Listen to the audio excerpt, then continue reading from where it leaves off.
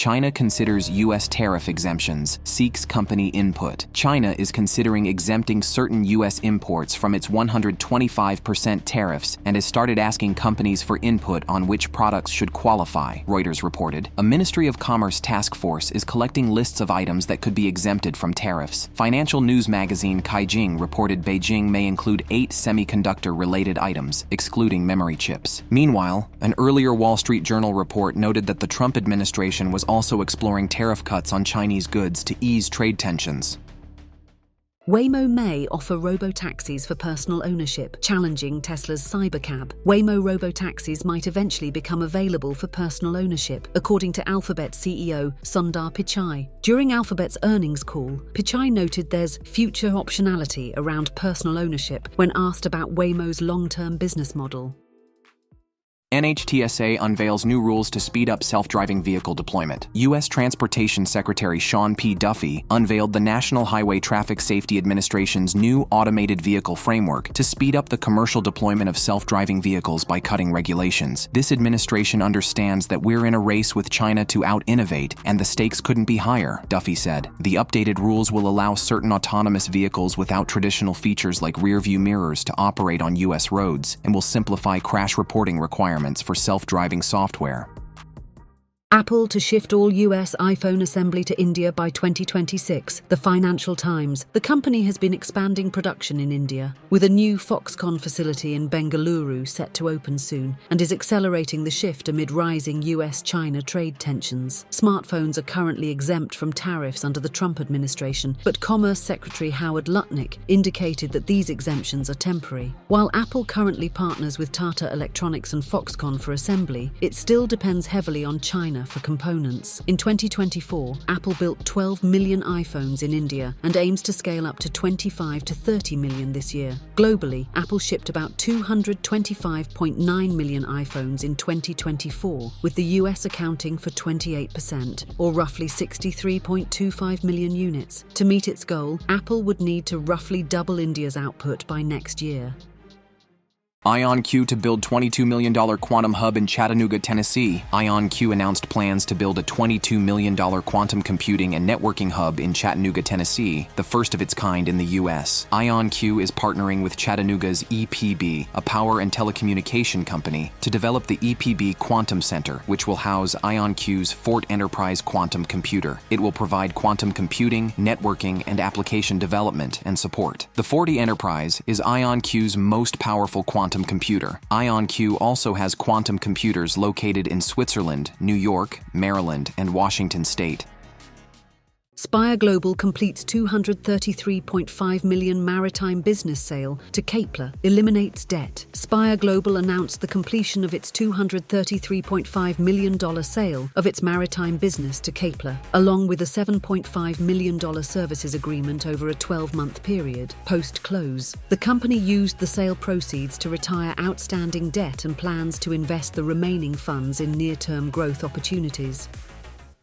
OpenAI adds shopping to ChatGPT, hits 1 billion weekly web searches. Microsoft-backed OpenAI is adding shopping capabilities to ChatGPT search, aiming to simplify online purchases. We're experimenting with making shopping simpler and faster to find, compare, and buy products in ChatGPT, OpenAI said in a post on X. The company noted that search is now one of ChatGPT's most popular features, having reached 1 billion web searches over the past week. The shopping feature will be available to Plus, Pro, Free, and logged-out users, with a full rollout expected over the next few days. Additional search updates include improved citations, trending searches, and autocomplete suggestions. OpenAI also noted that search is now accessible via WhatsApp, owned by Meta Platforms. These enhancements may strengthen OpenAI's competitive position against Google and Perplexity AI.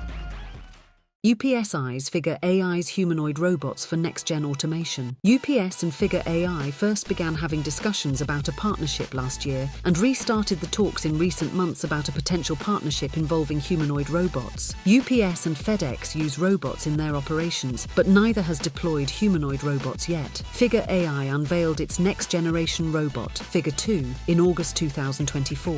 Figure 2 is equipped with integrated cabling, a torso battery, Nvidia RTX GPU GPU-based computing, a custom OpenAI-powered conversational model, along with redesigned hands that offer 16 degrees of freedom and can lift up to 25 kilograms. Figure 2 has been tested in real-world industrial settings, such as a BMW plant.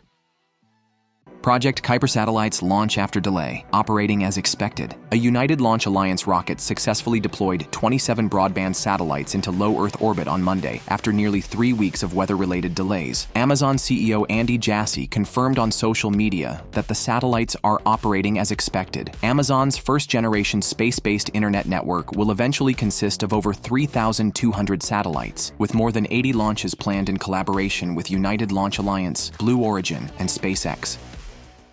Novo Nordisk, Hims & Hers partner to offer Wegovy in new digital bundle. Per the terms of Novo's deal with Hims, the pharma giant's direct-to-consumer platform, NovoCare Pharmacy, will be accessible through the Hims & Hers site with a Hims & Hers membership and all dose strengths of Wegovy. The bundled offering launches this week and marks the start of a long-term collaboration. Taiwan Semiconductor breaks ground on third Arizona fab, expands U.S. presence. TSMC's first Arizona fabrication plant began production in the fourth quarter of 2024 using 4-nanometer process technology. The second fab, completed and expected to begin production soon, will use 3-nanometer process technology. The third and eventual fourth fab, set to break ground later this year, will use 2-nanometer and 1.6-nanometer technologies. TSMC CEO C.C. Wei said the company plans to build a fifth and sixth fab in the U.S., which will employ more advanced technologies. He added, "We also plan to build 2 new advanced packaging facilities and establish an R&D center in Arizona to complete the AI supply chain."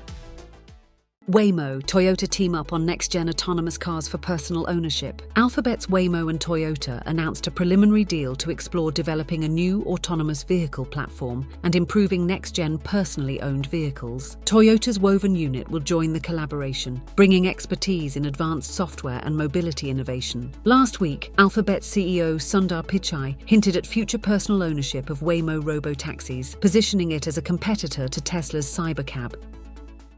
Google to finalize Gemini AI deal with Apple this year, CEO says. CEO Sundar Pichai revealed during Google's antitrust trial that he discussed the possibility of integrating Google's Gemini AI into Apple's AI service, Apple Intelligence, with Apple CEO Tim Cook. Currently, OpenAI's ChatGPT is integrated across Apple platforms.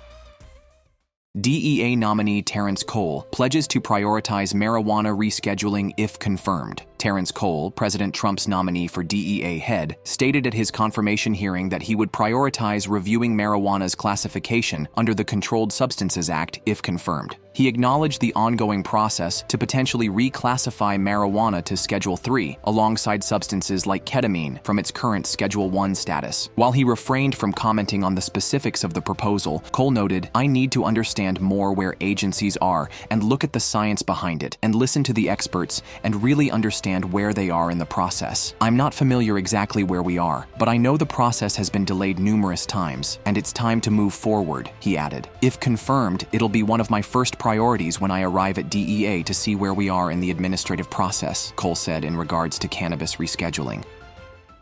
Aurora launches first driverless truck deliveries in the U.S. Aurora Innovation launched driverless freight deliveries between Dallas and Houston, marking the first commercial self-driving heavy truck service on public roads. The Aurora Driver, a SAE L4 self-driving system, has logged over 1,200 miles without a driver. Launch customers include Uber Freight and Hirschbach, with expansion planned to El Paso and Phoenix by late 2025. Tesla sales crash in France, Denmark as consumer backlash grows. Tesla's sales in France plunged 59% in April again to just 863 registrations, its lowest in over 2 years, despite launching the redesigned Model Y, which was expected to boost sales. Notably, France is the European Union's second biggest electric vehicle market. In Denmark, sales dropped 67.2% in April, extending March's 65.6% decline. Analysts point to consumer backlash as a key factor, with Tesla's European Q1 sales down 37%, far underperforming the broader EV market.